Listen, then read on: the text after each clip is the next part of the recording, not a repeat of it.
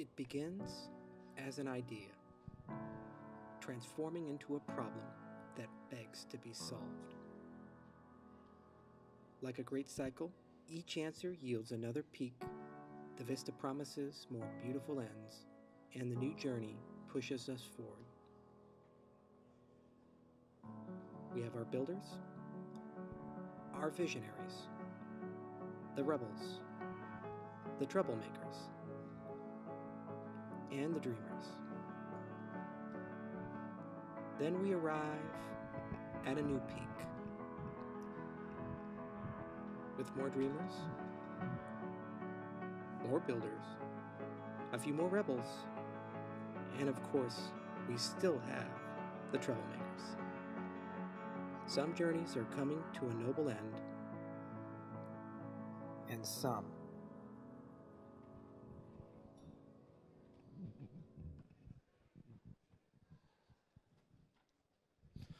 Hello.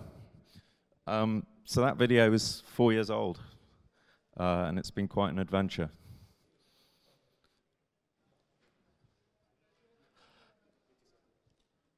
So Vitalik posted this up a little while ago, which was the earliest emails that he received from Gav. You can see there, December the 19th, 2013. Johnny gave me the heads up. I haven't determined who Johnny is. Does anyone know who Johnny is? I don't know who Johnny is. I think I asked and nobody remembered. But yeah, Johnny gave me the heads up. I can do C++. How far are you with Ethereum? Shortly after that, Ethereum was launched at the North American Bitcoin Conference in Miami. And here is a young Vitalik. Well, he's always young anyway, but even younger. He was mobbed after that initial session. Apparently everyone, I was talking at some point to some guy who was the person presenting after him, and the whole audience apparently left. This poor guy's left on his own. This again is in Miami. See here, what have we got? Got Gav, got Vitalik, Anthony Diorio, Taylor Gehring. Who else have we got here? Oh, Joe Lubin there. Various other people that I've never met, I don't think. These are photos in Toronto at the Bitcoin Expo, which was in April 2014. A couple of months later, the Miami meeting was the Miami conference was the first time that a lot of the team actually met for the first time in person. So it was spread around between Europe and North America. But yes, here is a Vitalik, Stefan Tual, Ian Meikle here of graphic designer fame. He's done many of the logos and things you'll see on the website. And that's Taylor there. Jeff Wilker, Marin, and I can't quite work out who that is there. Anthony having a little look at a little fragment of, not even, it wasn't Solidity at that point, was it? Was that like, it's probably like Matan or something, wasn't it? In the background, we have some curious figures that you may not know. This is Amir Shetrit, who is probably the biggest enigma of the founders. Never seen again. And then here is Richard Stott, who is now called Richard Wild, who's at IOHK.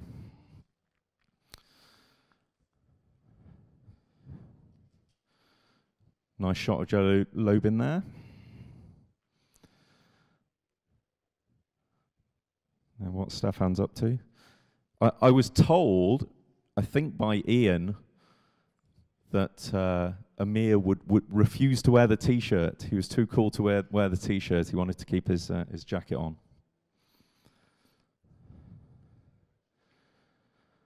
But as you can see, pretty happy times.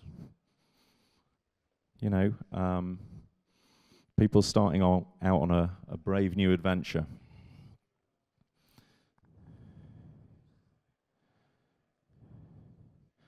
Anthony Diorio again.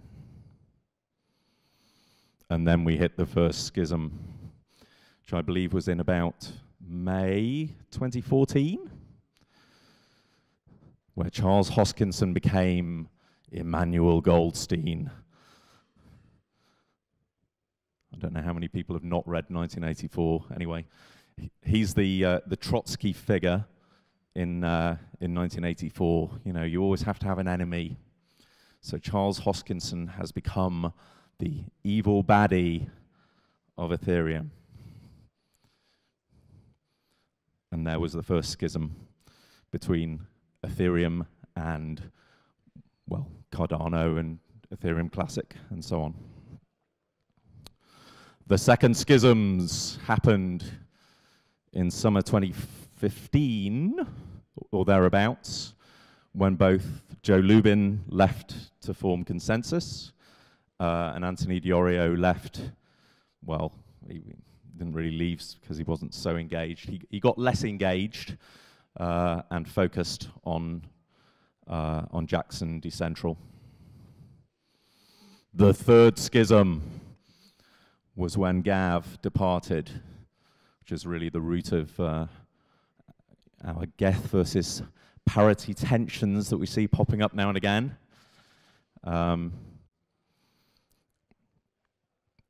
And I mean, really, the root of that tension, I think, is just that if you're outside the foundation, you know, the website just makes it look like you've just got Geth and Mist, so not so great for anybody outside. The fourth schism, which I was involved in. Here's me with a silly beard. And here we have Shahan, Cook, Dameron, and Joseph Chow here with Vitalik, and Amber Balday of JP Morgan. And over here is Brian Bellendorf of Hyperledger. So really the schism in this case was really about enterprise. Our terrible enterprises trying to steal Ethereum away and subvert the project.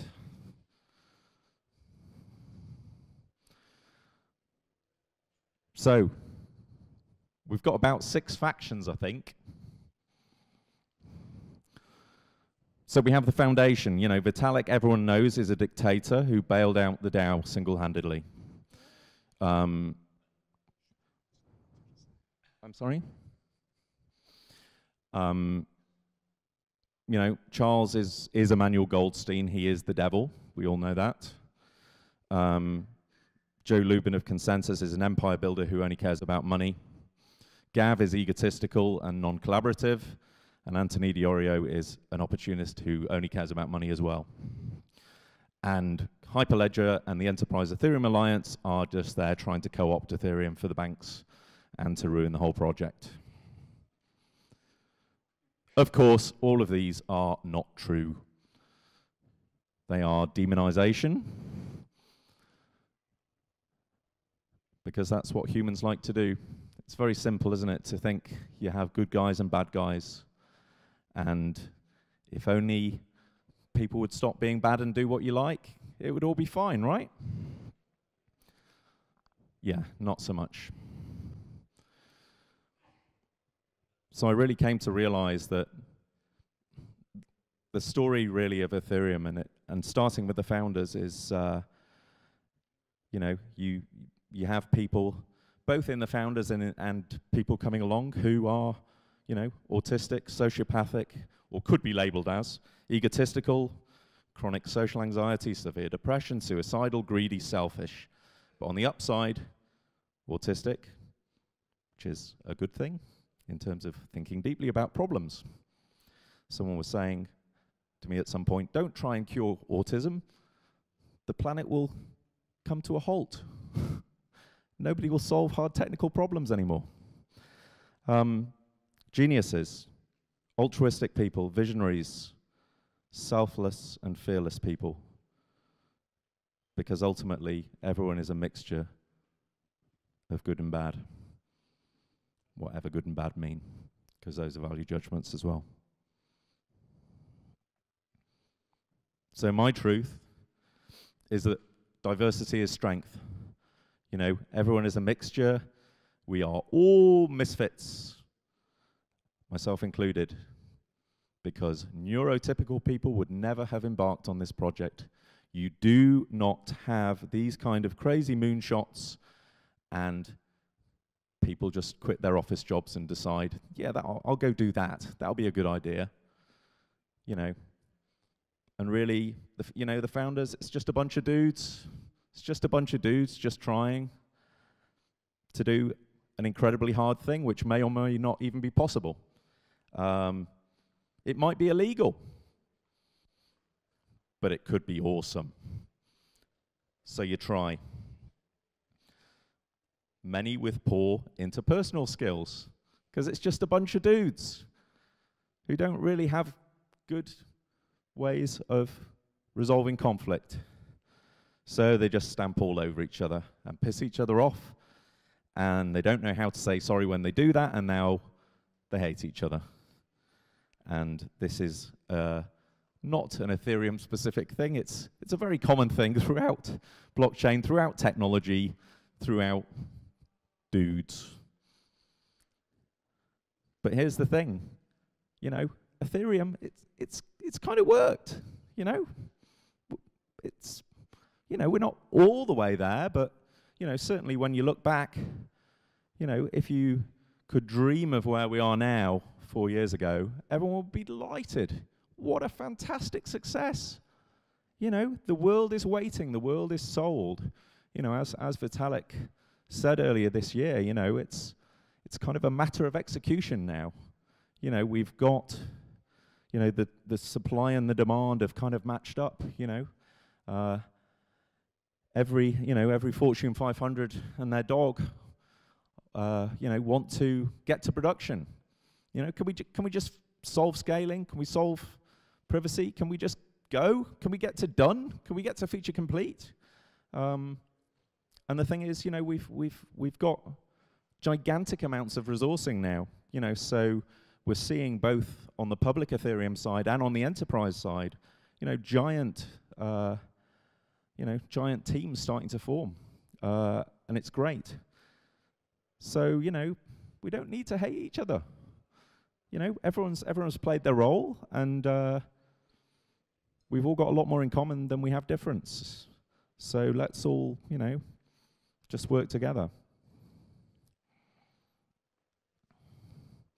So, in terms of thinking badly about each other, which was a note I had on here, but I haven't got my notes up, was really that, you know, I think the root really of demonization is thinking badly of someone that you've not ever really spoken to.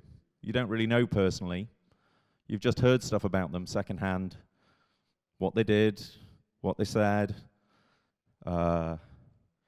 because of so-and-so, blah, blah, blah, happened. And it's very, very easy to have, you know, to demonize someone that you've maybe never even spoken to, based on second-hand opinion or rumor. And I've done this myself. So in 2016, I was working to see if I could get the C++ client relicensed from GPL to Apache 2.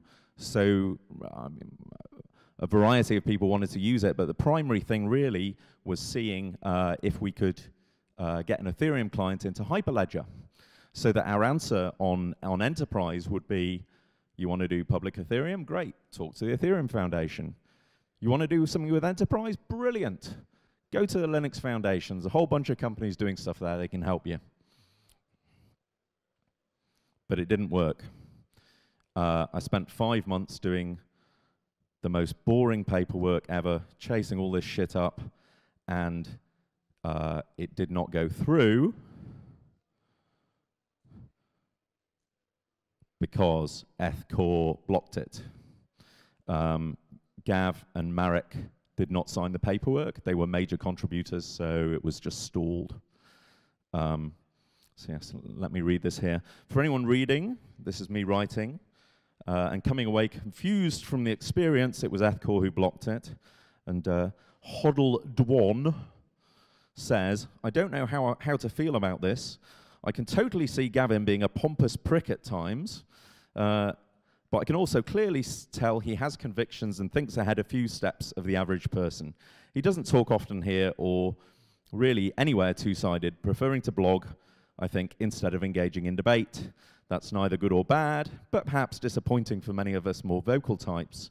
But at the end of the day, parity delivers. It's been shown to be a very effective client, and Gav really did a shit ton of heavy lifting in the early days of the foundation writing the C++ client. I can't really blame him for having second thoughts about what is over 75% of his code. I think it was about 30% actually, being wrapped up and closed sourced for the likes of IBM. That's also incorrect. It wouldn't be closed source. Do recall IBM was awfully quiet about their adapt platform. Anyway, where are we? Where am I aiming for this? That got stuck. Oh, there we go. Anyway, so I said, you know, saying up front, I believe that GPL is best for the community would be fine with me, but that isn't what happened. Anyway, Enterprise Ethereum's coming our way soon enough, and I think that we're going to see some heavy lifting from those resource-rich companies, but building a client is unlikely to be a priority.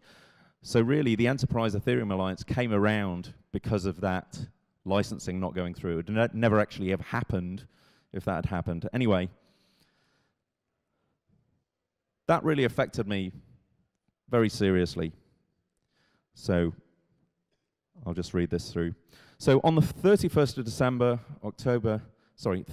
October 2016, I stood on Granville Island Bridge in Vancouver about 11 p.m., ready to throw myself to my death. I felt so helpless and powerless. I had seen what I thought was a once-in-a-lifetime opportunity for Ethereum to be the basis for all enterprise blockchain. If we'd just completed the relicensing paperwork, there was an army of IBM engineers ready to jump into action, 30 of them, in fact, I was told, and bring that code base up to the standard which it so desperately needed to reach. We could have bridged Ethereum Foundation and Linux Foundation, all with no risk of control of the public protocol, which was completely outside of any possibilities which relicensing of a specific code base would have opened up. We were a hair's breadth from glory. We just needed Gav and Marek to sign, and it was in the bag. That was a hammer blow for me. I'd been working 60-plus hour weeks for months and months to help build this amazing dream. I was being paid the equivalent of $60,000 with no vacation, no benefits, no nothing. I'd actually got myself and my family into financial trouble doing so. I'd spent 5 months working on the most dreary, thankless paperwork during that process. Why? Because the upside would have been world-changing, and at the time looked like a one-time opportunity. My perception was that the answer had been no for selfish reasons, that bad old Gav saw that revitalized C++ Ethereum with the resourcing of the Linux Foundation and hundreds of companies behind it would have been a huge commercial challenge to his parity business. And so he selfishly killed his first child to protect the second child. The utter selfishness of that perceived situation in my mind, together with my perilous financial situation, together with my perception of permanent missed opportunity to Ethereum, was crushing. Combine that with my financial pain and the perception I'd failed my family and especially my wife in chasing this Ethereum dream which had turned into a nightmare. Was it all delusion that this Ethereum dream could happen? It felt that way. I felt a complete failure and that my boys would be better off with me dead than continuing to screw up again and again in a way which damaged my family and spiraled me into depression. So yeah, I had a spell of about 3 months of depression there. Not my first depression. Many people have had depressions, and I am one of them. Well, I didn't do it. and I'm so glad that I didn't. Because at Cancun, at DevCon 3, I got to spend some time with the Parity team, and even a few minutes with Gav himself for the first time. First time ever, that was. So, you know, been in contact with him, I guess, for about 3 years, never met him until that point. And it was lovely. And I think that's really important, that my impressions of Gav were based on online interactions, not having met with him, not having talked to him, apart from a little bit online, but pretty much secondhand. And I think that's a very, very common thing for a lot of people working on open source projects. It's quite rare to have time in real life to talk to people, to actually get to really know them as people. And that's very important. So over time, I've come to realize that their actions in 2016 came out of fear that the beautiful Ethereum dream would be derailed and corrupted. And they had to defend it, even with the collateral damage that caused. And I understand that now, I really do. So this blog post, I think I wrote in February, early February of this year. No, I lie, mid-January. So last week, so yeah, it would be 25th of January. Last week I went to Miami because I went to BTC Miami for the 4th anniversary of the launch, and I gave Krista Rose a big hug. I really did, and I really kissed him on both cheeks and gave him a big bottle of maple syrup. And we did a podcast, and it was lovely. So Krista Rose is a guy who I have argued with a hell of a lot. But again, never met him. You know, and it's easy to hate people on the internet. It's not so easy to hate them when you actually talk to them, whoever they are. Because everyone in this blockchain ecosystem has got way more in common than they have differences. Even Krista Rose and me, amazingly. And it's mainly shtick. He's not actually that bad. All we have to do is open our hearts and truly listen to others. And if I can do that with Krista Rose, I can most certainly do that with Gav and with Charles and everyone else in Ethereum and within blockchain as a whole. So, and I was writing this in January, on February the 5th and 6th, I'm going to Berlin, and I'm going to give Gav, that beautiful, wonderful man who's been so instrumental to building this Ethereum dream, a big hug, and I did. And I'm going to kiss him on both cheeks. I didn't do that, actually. I don't think he'd have liked it. But I did give him the maple syrup. Because there's no more room in this space for hate, for distrust, for shit-talking, and for judging people badly we've not spent quality time face-to-face with. I will smoke the peace pipe, and I'll revel in doing so. Because I love Parity and I love Gav. They have done amazing work for humanity, all free of charge, often under heavy criticism, which is so unjustified, because they have changed the world for the better. Love, not hate. This was at DevCon 3.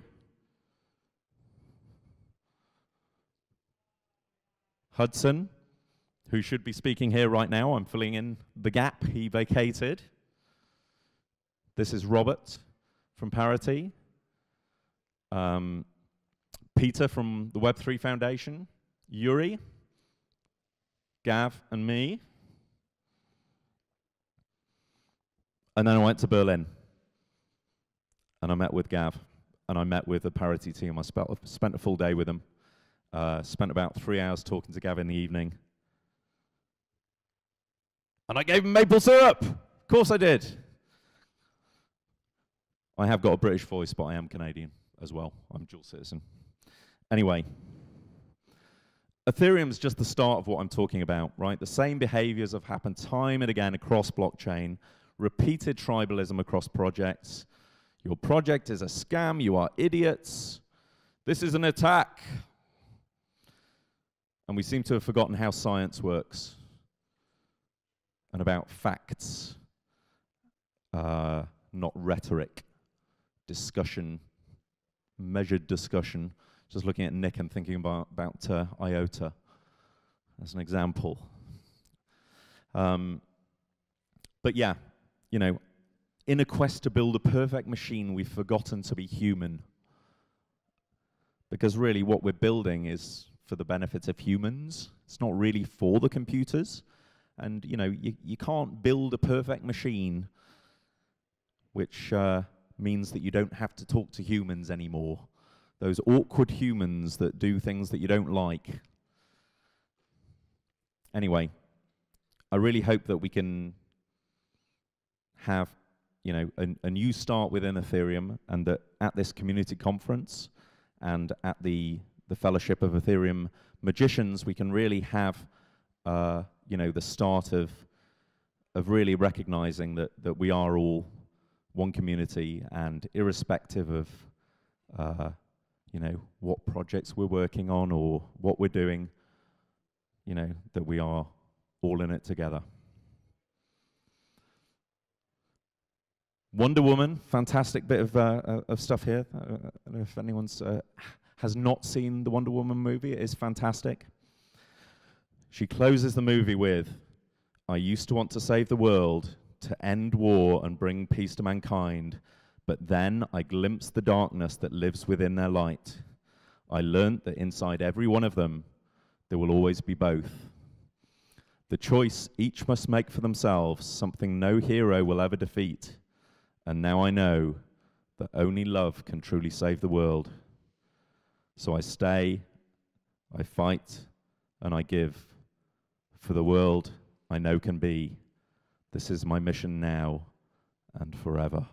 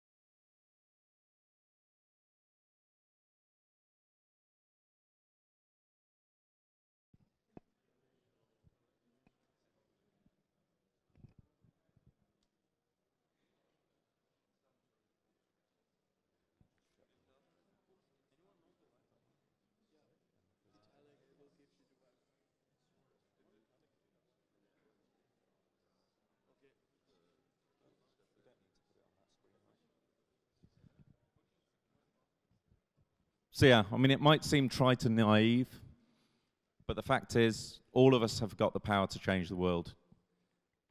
For real. You just have to choose to do so. Anyway, have fun at the conference. Be nice to each other. Be truthful, be gentle, and be fearless, and you can make a real difference. You know, we are all brothers and sisters, so let's make a better world. Thank you.